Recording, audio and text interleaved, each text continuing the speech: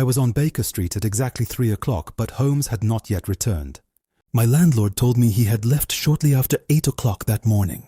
However, intending to wait for him however long it might take, I sat by the fireplace.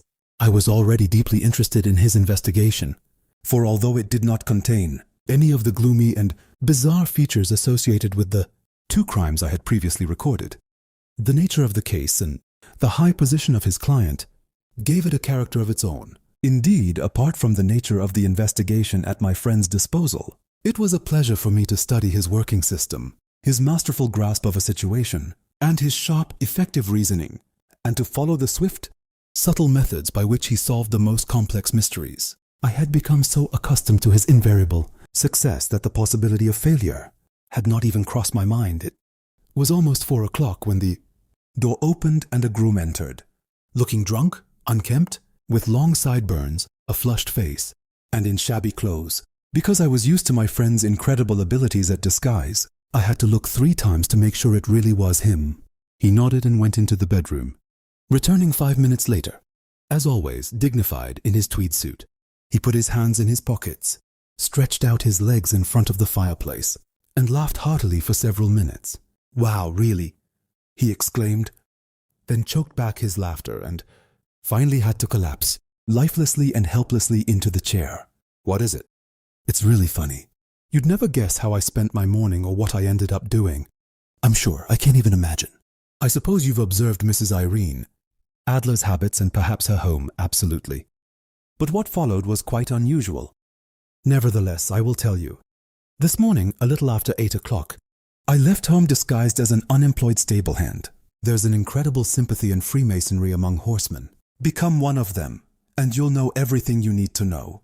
I soon found Bryony Lodge, a charming 2-story villa with a garden at the back, but the front extending to the road. It has a Chubb lock on the door. On the right, there's a large sitting room, well furnished, with long windows that almost reach the floor, and those ridiculous English window locks that even a child could open. At the back, there was nothing remarkable except for a passageway window accessible from the top of the carriage garage. I walked around and examined it closely from every angle, but noticed nothing else interesting. Then I walked slowly down the street and, as I expected, found a stable in an alleyway that ran alongside a garden wall. I helped the stable hands groom their horses, and in return received 2 pence, a glass of semi-skimmed milk, 2 packets of tobacco, and as much information as I wanted about Mrs. Adler. I also learned about half a dozen other people in the neighborhood whose biographies I hadn't been interested in at all, but had to listen to. "And what about Irene Adler?" I asked. "Ah, she's the darling of all the men in that area. She's the most elegant thing under the hat on this planet. Everyone in the Serpentine Mews says so. She lives a quiet life, sings at concerts, goes out at 5 o'clock every day and comes back right on time for dinner at 7. She rarely goes out except when she's singing. She only has 1 male visitor, but he's quite a lot. Dark-haired, handsome and showy. He comes by at least once a day, often twice. Mr. Godfrey Norton from the Inner Temple. Look at the advantages a taxi driver has as a confidant. They've driven him home from the Serpentine Mews a dozen times, and they know everything about him." After listening to their story, I started walking back and forth near Bryony Lodge and thinking about my campaign plan. It was clear that Godfrey Norton was a significant factor in the matter. He was a lawyer. This seemed like an ominous sign. What was their relationship, and what was the purpose of his repeated visits? Was he her client, her friend, or her mistress? If he was her client, she had probably given him the photograph to keep. If he was her mistress, that was less likely. The answer to that question depended on whether I continued my work at Bryony Lodge or turned my attention to the gentlemen's rooms at Temple. This was a sensitive point and broadened my area of investigation. I fear I'm boring you with these details, but I need to let you see my minor difficulties in understanding the situation. "I'm following you closely," I replied. While I was still weighing the matter in my mind, a carriage pulled up to Bryony Lodge and a gentleman stepped out. He was extremely handsome, dark-haired, with an aquiline nose and a moustache. Clearly that was the man I had heard about. He seemed very hasty, told the driver to wait, and, passing by the maid who opened the door, he sped off as if he were at home. He stayed at the house for about half an hour, and I could occasionally see him through the living room windows, pacing back and forth, talking excitedly and gesticulating with his arms. I couldn't see anything of him. Then even more hastily he went outside. As he walked towards the taxi, he pulled a gold watch from his pocket and stared at it intently. "Drive like hell!" he shouted, first to Gross and Hankey on Regent Street, then to St. Monica's Church on Edgware Road. "If you get there in 20 minutes, it's half a guinea." They drove away, and as I was wondering if I should follow them, a neat little carriage came along the road. The driver's coat buttons were half undone. His tie was below his ear, and all the labels on his harness were hanging out of the buckles. Before the carriage came to a stop, the woman darted out of the drawing-room door and into the carriage. I only caught a glimpse of her for a moment, but she was a beautiful woman, the kind of face a man could die for. "St. Monica's Church, John," he shouted. "And if you get there in 20 minutes, half a gold coin." It would be a great pity to miss this opportunity, Watson. As I was wondering whether to run away or huddle in the back of his carriage, a taxi passed by on the street. The driver looked twice at such a low-priced passenger, but before he could object, I jumped in. "St. Monica's Church," I said. "And if you get there in 20 minutes, half a gold coin." It was 25 minutes to 12, and of course, it was quite clear what the wind was blowing. My taxi driver was driving fast. I don't think I've ever driven so fast in my life. But the others were there before us. When I arrived, the taxi and the steaming horse-drawn carriage were at the door. I paid the man and hurried into the church. Inside, there was no one except the two men I was following and a clergyman in robes who seemed to be arguing with them. The three of them were gathered together in front of the altar. I crept slowly down the side aisle like any idler passing through the church. Suddenly, surprisingly, the three men in front of the altar turned to me, and Godfrey Norton ran toward me as fast as he could. "Thank goodness," he shouted. "You will do it." "Come, come!" "And then?" I asked. Come on, just 3 minutes or it won't be legal." I was half dragged to the altar, and before I knew where I was, I found myself muttering answers whispered in my ear, vouching for things I didn't know, and generally helping to safely marry the unmarried Irene Adler and the unmarried Godfrey Norton. It all happened in an instant, with the gentleman on one side and the lady on the other thanking me, while the priest in front of me smiled. It was the most ridiculous situation I'd ever found myself in, and now that thought makes me laugh. Apparently, there was some informality in the marriage licenses. The priest had absolutely refused to marry them without a witness, and my lucky appearance had saved the groom from having to go out into the streets looking for a best man. The bride gave me a gold coin, and I'm thinking of wearing it on my watch chain to commemorate the event. "That was quite unexpected," I said. "So what happens next?" I realized my plans were seriously jeopardized. It seemed the couple would leave soon, and therefore I would need to take very quick and energetic measures. But they parted at the church door. One went to the temple, the other to his own house.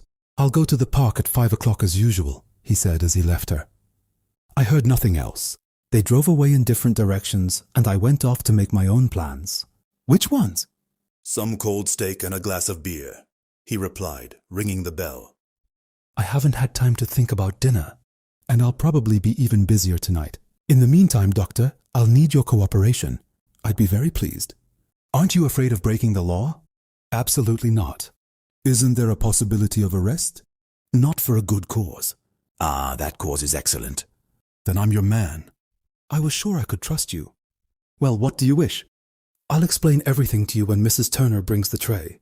"Now," he said, turning with appetite to the simple meal our hostess had prepared, "I must discuss this while we eat, because I don't have much time. It's almost 5 o'clock. We must be at the scene in 2 hours. Mrs. Irene, or rather Madame, will be returning from her carriage ride at 7. We must be at Briony Lodge to meet her. And what happens then? You must leave that to me. I've already arranged what will happen. I only have to insist on one thing. Whatever happens, you must not interfere. Understood? Should I remain neutral? Do nothing. There will probably be a minor unpleasantness. Don't get involved. Eventually they'll take me home. In 4 or 5 minutes the living room window will open. Go near that open window. Yes. You will watch me, because I will be seen by you. Yes. And when I raise my hand, that is, you will throw what I gave. You to throw into the room and simultaneously shout, "Fire!" Do you understand me? Completely. It's not that scary, he said, pulling a long, cigar-shaped roll from his pocket. This is a regular plumber's smoke grenade. with caps on both ends for spontaneous combustion. That's all your task is. When you shout fire, many people will hear it. Then you can walk to the end of the street, and I'll join you in 10 minutes. I hope I've made myself clear enough. I will remain neutral. Approach the window, watch you. And when the signal comes, I will throw this object inside, then shout fire, and wait for you at the street corner.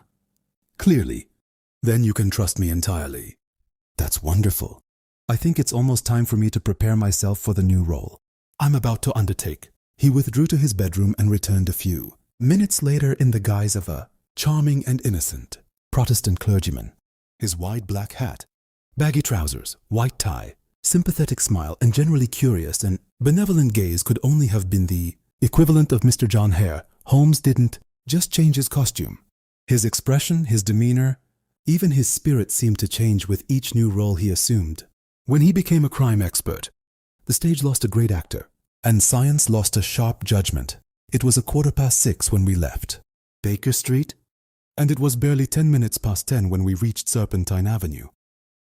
Darkness was beginning to fall, and the lamps in front of Briny Lodge were just being switched on as they awaited the arrival of its occupant. The house was exactly as I had imagined it from Sherlock Holmes's concise description, but the area seemed less private than I had anticipated. On the contrary, it was quite lively for a small street in a quiet neighborhood. In one corner, a group of shabbily dressed men were smoking and laughing. A man was sharpening scissors with a wheel.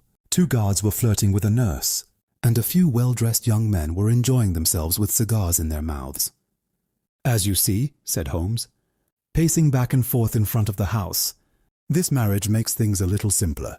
The photograph has now become a double-edged sword. He will probably hate it as much as Mr. Godfrey Norton hates it being seen, or falling into the eyes of our client's princess.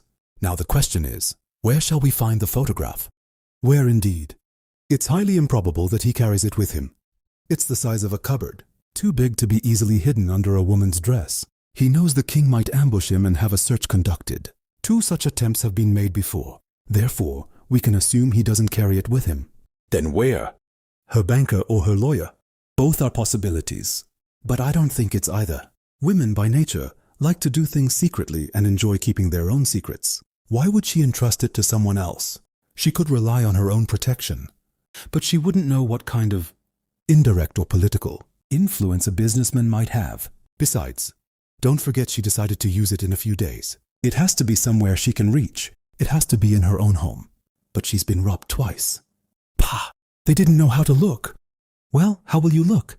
I won't look. So what then? I'll make her show it. But she'll refuse. She won't be able to.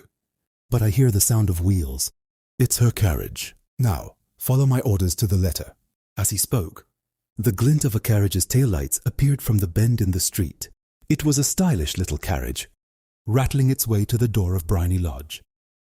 When the carriage stopped, one of the men loitering around the corner lunged forward to open the door, hoping to earn a penny, but was nudged with the elbow by another loafer, who was running with the same intention. A violent brawl ensued, further intensified by 2 guards, siding with one of the loiterers and a scissor sharpener, equally hot-headed on the other. A blow was struck, and in an instant, the woman who had just gotten out of the carriage found herself in the middle of a brawling mob of men, violently striking each other with fists and clubs. Holmes plunged into the crowd to protect her. But as soon as he reached her, he let out a scream and fell to the ground, blood streaming from his face. As the man fell, the guards scattered in one direction and the loiterers in another. A more elegantly dressed group of people, who had witnessed the brawl but not been involved, rushed to help the woman and tend to the wounded man. Irene Adler, whom I will still call her, had hastily climbed the stairs. But with his magnificent physique accentuated by the hall's lights, he stood at the very top, gazing out towards the street. "Is the poor gentleman badly injured?" she asked. "He's dead," shouted many. No, there's a sign of life," cried another. "But he'll die before we get him to the hospital." "A brave man," said a woman. "If it weren't for him, they would have stolen the woman's wallet and watch." They were a gang, a very tough gang. "Ah, he's breathing now. He can't sleep on the street." "Can we take him inside, madam?" "Of course." "Bring him into the living room. There's a comfortable sofa there. This way." He was brought slowly and solemnly into Bryony Manor and laid in the main room. I watched from my place by the window. The lamps were lit, but the curtains were not drawn, so I could see Holmes lying on the couch. I don't know if he felt any remorse for the role he was playing at that moment, but never in my life have I been more ashamed of myself, seeing that fine creature I had plotted against, and the grace and kindness he showed to the wronged man. Yet, to withdraw from the role he had entrusted to me would be the greatest betrayal of Holmes. I hardened my heart and pulled out the smoke bomb from under my jacket. After all, I thought, we are not harming him. We are only preventing him from harming anyone else. Holmes had risen from the couch, and I saw him move like a man in need of fresh air. A maid came running and opened the window. At the same moment I saw him raise his hand, and on the signal I shouted, "Fire!" and launched my rocket into the room. As soon as the words left my mouth, the entire crowd, well-dressed and poorly dressed gentlemen, servants and the maids, all together shouted, "Fire!" Thick clouds of smoke rushed through the room and out the open window. I saw figures running, and a moment later I heard Holmes from inside saying it was a false alarm. I slipped through the shouting crowd and made my way to the corner of the street, and I was very pleased to see that within 10 minutes I had grabbed my friend's arm and was leading him away from the commotion. He walked quickly and silently for a few minutes until we turned into one of the quiet streets leading to Edgware Road. "You did very well, Doctor," he remarked. "It couldn't have been better." "Everything is fine. Do you have the photograph?" "I know where it is." "And how did you find out?" "As I told you, he showed it to me. I'm still unaware of the events." "I don't want to create mystery," he said, laughing. "The matter was quite simple. You certainly saw that everyone on the street was complicit. They had all made plans for that evening. I guessed as much. Then, when the fight broke out, I had some damp red paint in my palm. I lunged forward, fell to the ground, put my hand to my face and made a pathetic appearance. It's an old trick. I can understand that too. Then they carried me inside. They had to let me in. What else could they do? And they took me to the living room, which was exactly the room I suspected. It was between the living room and the bedroom, and I was determined to see which one it was. They laid me down on a sofa. I gestured for some air. They had to open the window, and there you have it. How did that help you? It was all very important. When a woman thinks her house is on fire, her instinct is to immediately run to what she values most. It's an incredibly powerful impulse, and I've taken advantage of it more than once. It worked for me in the Darlington relocation scandal and the Arnsworth Castle incident. A married woman reaches for her baby. A single woman reaches for her jewel box. It was clear to me now that the lady of the house today had nothing more valuable than what we were looking for. She would run to secure it. The fire alarm was perfectly set. The smoke and shouting were enough to shake even nerves of steel. She reacted wonderfully. The photograph was in a recess, behind a sliding panel just above the right bell handle. It was there in an instant, and I caught a glimpse of it as she pulled it halfway out. When I shouted that it was a false alarm, he put it back, looked at the rocket, darted out of the room, and I hadn't seen him since. I got up and made up excuses to escape the house. I hesitated whether to try to get the photograph immediately, but the coachman had come in and was watching me carefully, so waiting seemed safer. A little haste could ruin everything. "And now," I asked, "our search is almost complete. I will meet with the king tomorrow, and you can come with us if you wish. We will be taken to the drawing room to await the lady, but it is likely that she will find neither us nor the photograph when she arrives. It would be a pleasure for Her Majesty to retrieve the photograph with her own hands." "And when will you call?" "At 8 o'clock in the morning. She won't be awake yet, so we'll have some free time. Besides, we must hurry because this marriage could mean a complete change in her life and habits. I must telegraph the king without delay." We had reached Baker Street and were standing in front of the door. As the man was searching for his key in his pocket, someone passing by said, "Good evening, Mr. Sherlock Holmes." There were a few people on the pavement at the time, but the person who greeted him looked like a thin, long-armed young man hurrying past. "I've heard that voice before," said Holmes, looking at the dimly lit street. "Now I wonder who it could have been." 3. That night I slept on Baker Street, and in the morning, while we were having breakfast and coffee, the King of Bohemia burst in. "You really did it!" he exclaimed, grabbing Sherlock Holmes by the shoulders and looking at him excitedly. "Not yet. But you still have hopes, don't you?" "I do have hopes." "Then come." "I can't wait to go. We need a taxi." No, my big burly carriage is waiting. Then things will be easier. We went downstairs and set off again toward Bryony Lodge. Irene Adler is married, Holmes noted. We got married. When? Yesterday. To whom? To an English lawyer named Norton. But she didn't like him. I hope she doesn't. Why hopefully? Because it will dispel any fear Her Majesty may have of future trouble. If the lady loves her husband, she does not love Her Majesty. And if she does not love Her Majesty, she has no reason to interfere with Her Majesty's plan. True, but still, if only she were of my lineage, what a magnificent queen she would be. A mournful silence fell, unbroken until we reached Serpentine Avenue. The door of Bryony Lodge was open, and an old woman stood on the steps. She watched us with a mocking look as we got out of the carriage. I suppose you are Mr. Sherlock Holmes, she said.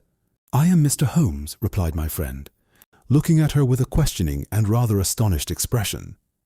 Yes, my mistress told me you would probably be looking for her. This morning she and her husband left for Europe on the 5:15, train from Charing Cross. What? Sherlock Holmes staggered back, pale with disappointment and astonishment. So she's left England? I'll never return. The king's voice trailed off and he asked, And the documents? They're all gone. We'll see. Pushing aside the maid, he ran into the drawing room, followed by the king and me. The furniture was scattered everywhere, shelves torn and drawers open, as if the lady had hastily plundered everything before fleeing.